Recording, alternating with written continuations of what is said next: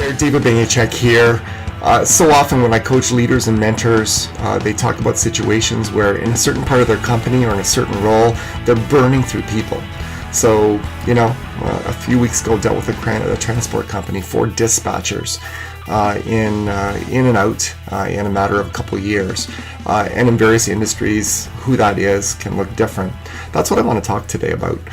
When you're burning through people in a role, what do? The natural reaction, the human reaction, because we're human, is start to get frustrated with people. But as I do in many blogs, I'm going to remind you there's 3 players in the game of performance management. There's you, there's them, the people, and there's the environment they work in, which, if I go back to my childhood rhymes, is the steeple. And that's what I teach, how to build environments. Here's the scoop. If you're going through a lot of people in a certain role, after a while, there's a common denominator, and the issue isn't the people, it's the environment that they work in, and that's what you need to focus on. To kind of illustrate that point, I'm going to go from the corporate world to the political world.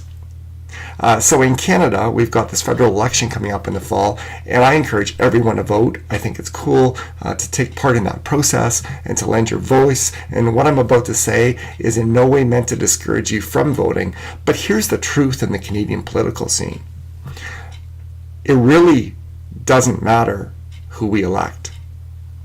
It really doesn't matter who we elect. This fall, if we elect Andrew Scheer, Justin Trudeau, Jagmeet Singh, or Elizabeth May, they work in an environment that we have built that is so slow and cumbersome, and with good intention. We have created a bureaucracy and a legal system and a safeguard system that in every area of what we do safeguards Canadian values, but increasingly means that we can't get anything done. Any new project goes through, no matter what it is, an idea goes through 2 years of consultations, and then 3 years of sub-consultations, and then 1,500 court cases that challenge the results of the sub-consultations that were happening. We kill our projects to death by the bureaucracy that we've created. What's the answer? Actually, it is important to go vote. It's important to go vote and talk to parties about how willing they are to change the current environment, because it's negatively affecting our ability to continue to be prosperous and to compete in global markets and to provide for our people. And it does need to change. Does it mean that we get rid of safeguards that these environments were meant to protect? Absolutely not. But we need to, and we can, create a system that has a better balance between safeguards and actual speed to get things done. Because in the global world, we absolutely need to.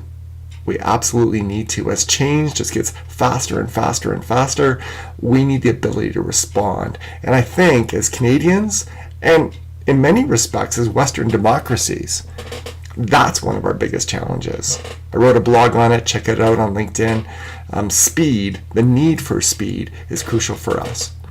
So to tie it back in, if you're a corporate leader and you're burning through people, just like we elect different political leaders all the time and nothing seems to be changing, it's not about the people, it's about the environment.